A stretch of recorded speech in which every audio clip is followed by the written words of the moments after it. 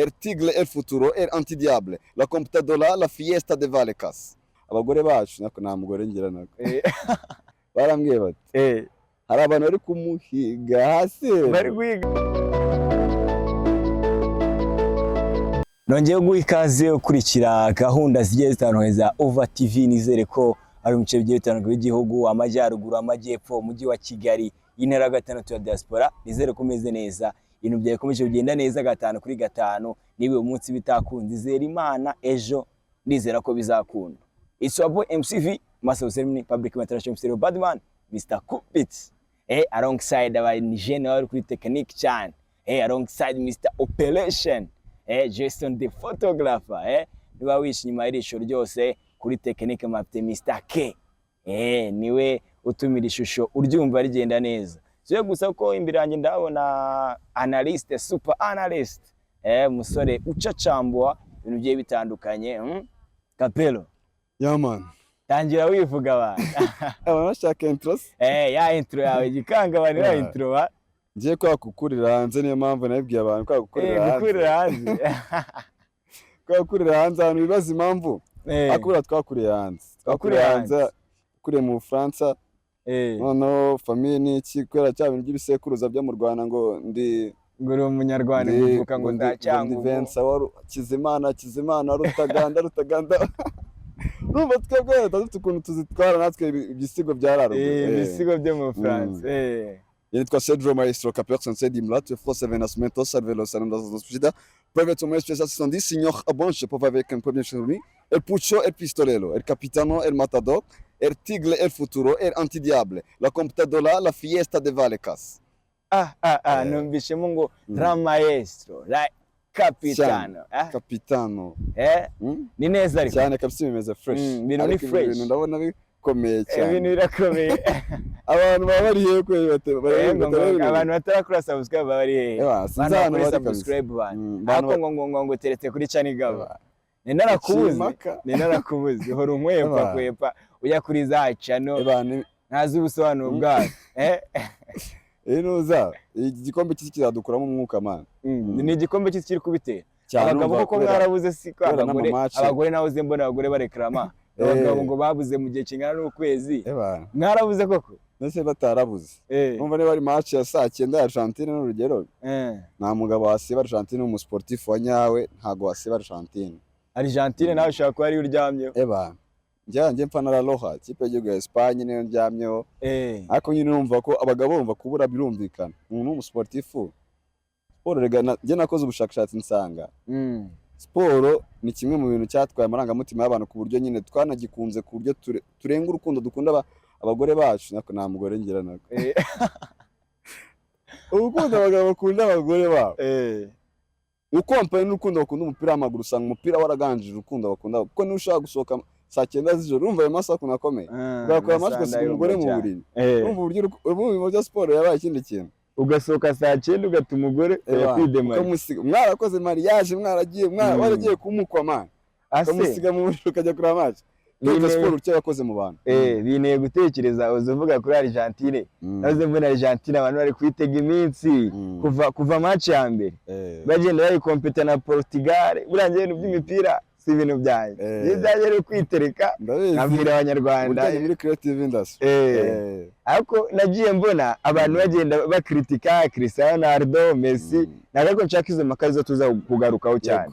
Ahubwo nibaza ese Cristiano Ronaldo nyuma yaviriyemo Messi buri match Argentine bayatezwe umukino.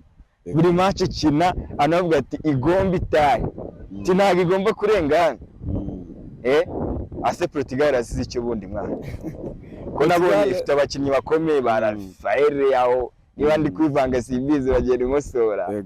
Ifite ba Cristiano Ronaldo, ba Vitinha. Yazize ikimane equipe ikomeye ariko sinzi nyine icyo yazize. Portugal bafite equipe nziza n'uyu munsi umuntu yabisoma akavuga ngo Portugal yari nziza. Urebye ko ritwise abakinnyi ubwabo bari beza.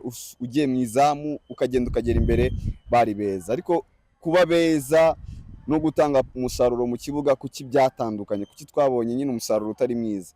Gisubizo naguha bagize equipe nziza ariko ubona ko itari organize cyane nyine urebye uburyo umutoza nka Roberto Martinez ayarinya uburyo ayitwara ubona ko bitari biri organized. Nureba na dressing room ubwayo yari irimo umwuka utari mwiza. Yari Bruno Fernandes tumvikana n'umuntu witwa Cristiano Ronaldo, ahoramo icyo kintu cy'umwiryane nyine cyo kutumvikana muri dressing room. Kandi dressing room iyo yamaze gupfa deja, groupe muri rusange umwuka deja uba wapfuye muri rusange. Rero icyo kintu cyo kuba ngo Bruno ntago yumvikana na Cristiano Ronaldo, abizi byagiye biba numpasa wo bundi baro zose ndaziguhereza zose ukazikira hanze, bibasaga ndende cyane.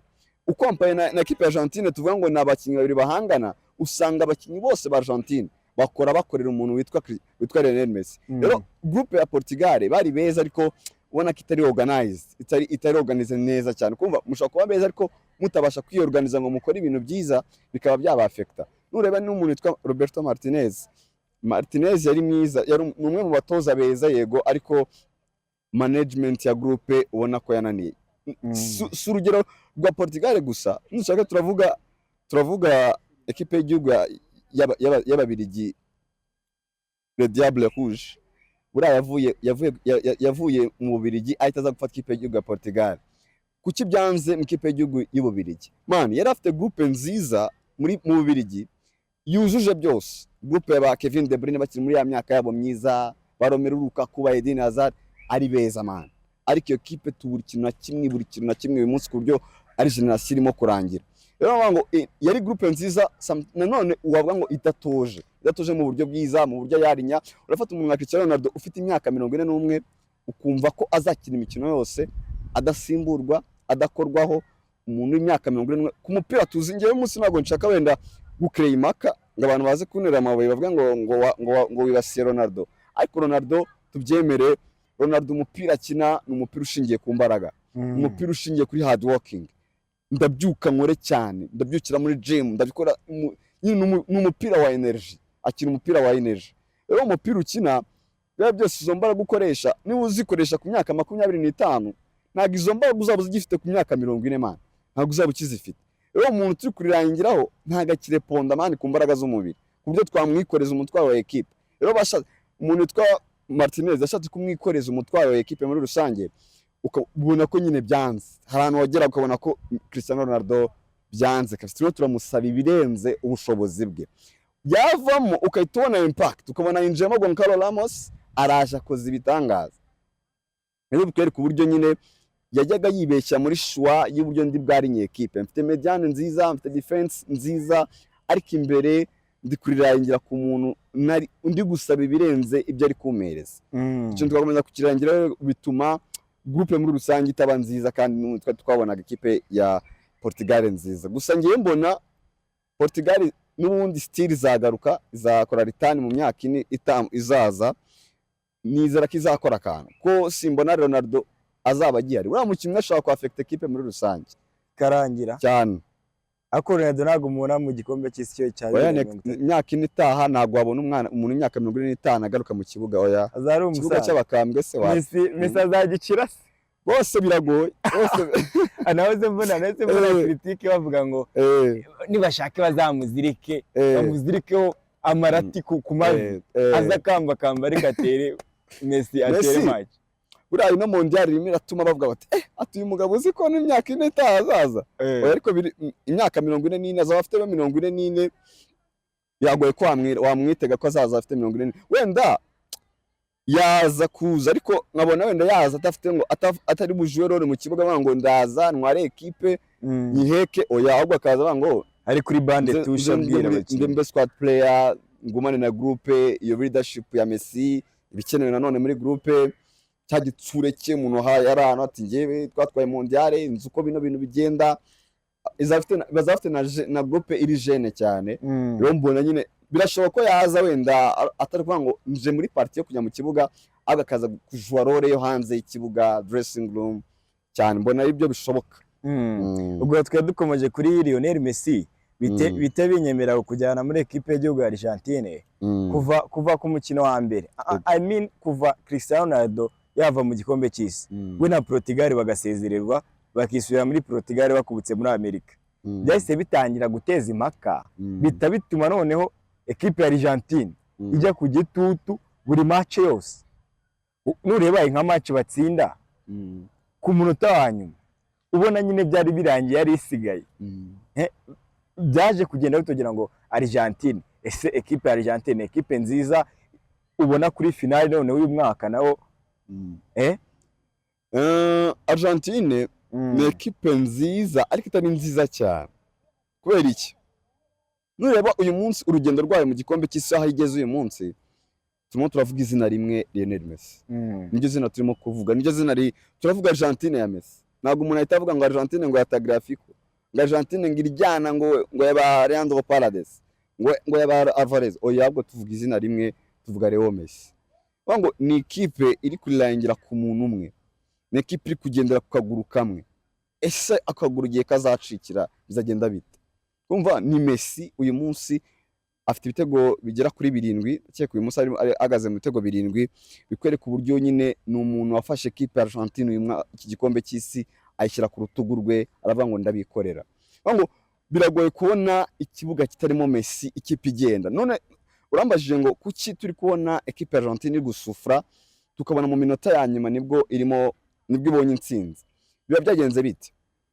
Ngo ninjya gukina na Argentine, adversaire araza avuga ngo twese tugiye gukina umuntu witwa Leo Messi, tugiye gutuma adakina, kuko turabizi neza ko niyo moteri ya Argentine, niwe muntu utuma ekipe muri rusange imoving.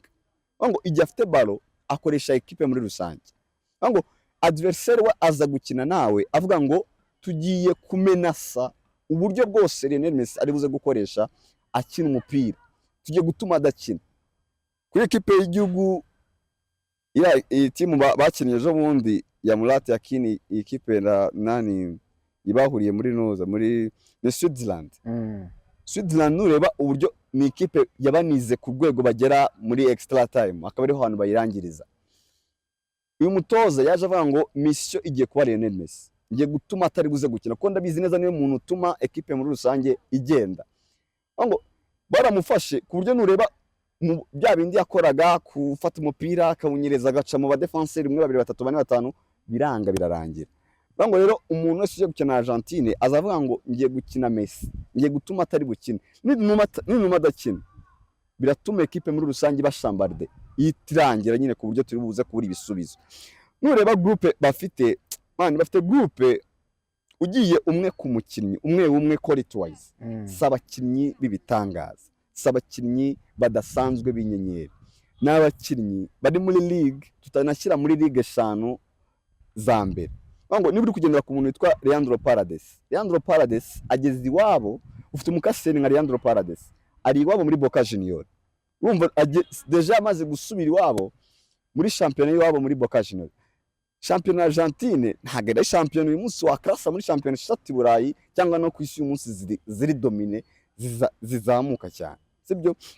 Nureba urasanga n'ubundi n'inyuma mu baraterare babo ni abantu n'ubundi nabo batari amazina, kuvuga ngo twaba ngo Nicolas Tagliafico ni umuraterare uri au niveau international, ni world class. Ntabwo tubashyira mu ba world class kuko saba nyine.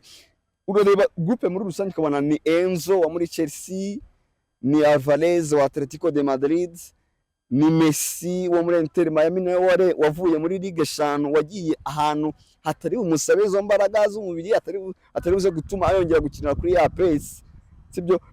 Ni uwo Lautaro wa Inter de Milan, na mazina makeya aza gakora difference. Ngo leje collectif muri rusange cyangwa se quality wise ubwiza bw'abakinnyi si beza 100%, hari ikiburamo, sibyo?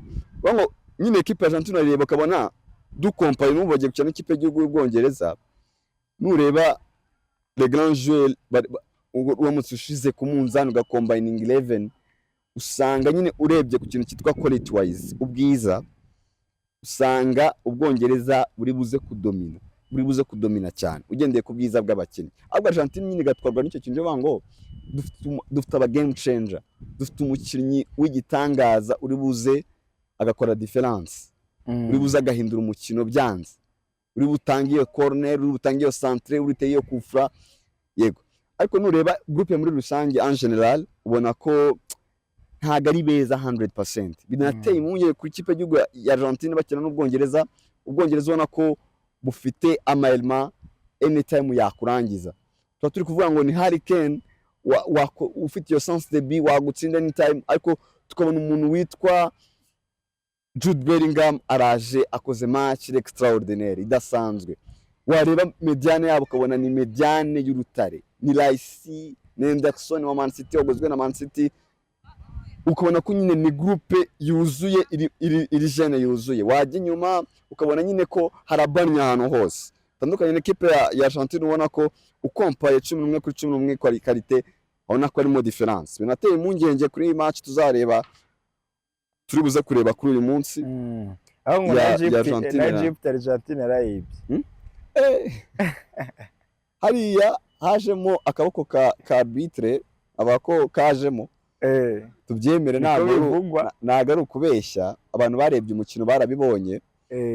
Isifra yarakoze kweli, yarakoze menace, yarakoze nyine. Uyu munsi nubireba uhita usoma icyo siporo uyu munsi irimo kumininga, cyangwa se icyo FIFA uyu munsi iri gushaka mu gikombe cy'isi.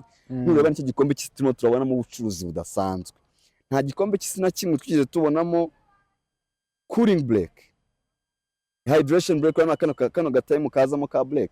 Nta gikombe cy'isi twigeze tubibonamo. Wenda ushaka kuvuga ngo harashyushye cyane ngo muri Amerika n'izindi sama, yego, ariko n'igihe haba harimo imvura iri kugwa tukabona cooling break, tukabona baruti. Kubera iki man barimo barashaka gucuruza cyane? Kuko nunareba equipe nako federation ishyamba ry'umupira w'amaguru ku isi FIFA binjije amafaranga menshi avuye muri izi advert zikorwa muri cooling break. Binjije amafaranga arenga miliyari igihumbi bro. None si bigahurira he? Bigahurira he nyine na refu. Ndabicuruza biraye na refu. Yego ndabikubwira gutya.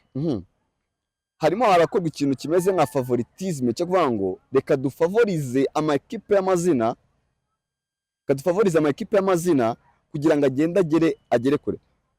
Suppose ko ekipe y'igihugu ya Misiri igeze kimwe cya kane kirangiza. Ninde muntu uri buze gucana screen ye? Ninde muntu uri buze kuri stade kureba umuntu witwa Mohamed Salah, kureba babakinyi bose barabazamu? Ninde muntu uri buze kureba Shobeir mu izamu? Iyo kipe ubwayo ntago iri buze kumininga business, ntago iri buze gucuruza. Kandi uyu munsi cyo barimo baramininga ni business. Bari bashaka gukora ubucuruzi nyine, bashaka kubaka umupira w'amaguru ko urimo business, urimo n'ubucuruzi. Ariko nitumurika izina Argentine riraza kugira icyo ryinjiza muri cadre y'ubucuruzi. Hari icyo riri buze kutwinjiriza mu bucuruzi. Ikipe ya Misiri urumva muri image ntago iri buze gucuruza, ntago ikurura abantu. Ako nitubona shock ya Argentine kimwe cya kabiri biri buze gutuma tension izamuka. Igikombe cy'isi ndakibona muri weekend kigana ku musozo. Naye ma equipe abiri ubona zakina finale. Kuvuga ngo ari izagera finale biragoye, ariko urebye ishusho y'uburyo aya ma equipe ane ageze kimwe cya kabiri kirangiza uburyo yitwaye, ushobora gupredictinga ukavuga ngo hari izahagera. Reka tujye ku ma equipe yombi, wenda dufate ama equipe ane uburyo yagiye yitwara. Equipe de France mwese mwabonye performance yayo, ni equipe igeze ahantu ikonvenka buri muntu wese, kurya abantu bose afite n'ubwoba ko yanagitwara. Jewe ndafata equipe y'igihugu y'Ubufaransa ndayishyira ku ntebe y'imbere, ndayibona igaruka back to back finale. Aha ndi buze kugirira ubwoba ndabugirira ku muri Argentine n'Umwongereza, undi buze kugirira ubwoba. Nareba iyi kipe iri kugendera kuri Messi kaguru kamwe, Leo Messi. Umwongereza ngo afite umujinya ngo wacyaye igitego cy'akaboko k'Imana. Uwo murandura nzuzi bawufite utayarangira. Ko ntago bazigera bibagirwa nyine icyo gitego cya Armando Maradona akibatsinda cy'ukuboko. Ntago bazigera bibagirwa icyo kintu. Rero bafite uwo mujinya murandura nzuzi, ni equipe ubona ko yagiye ikura gake gake, yagiye ikurira mu irushanwa gake gake, morali izamuka. Ni Tuchel wagiye avugwaho ibintu byinshi, ko rapo wakoze, uramuka utazanye igikombe, ariko akagenda kurira muri icyo kintu. Ariko kanze improving along, none ibintu birenze ko nahamagaye abantu kana nonze nkori bidasanzwe.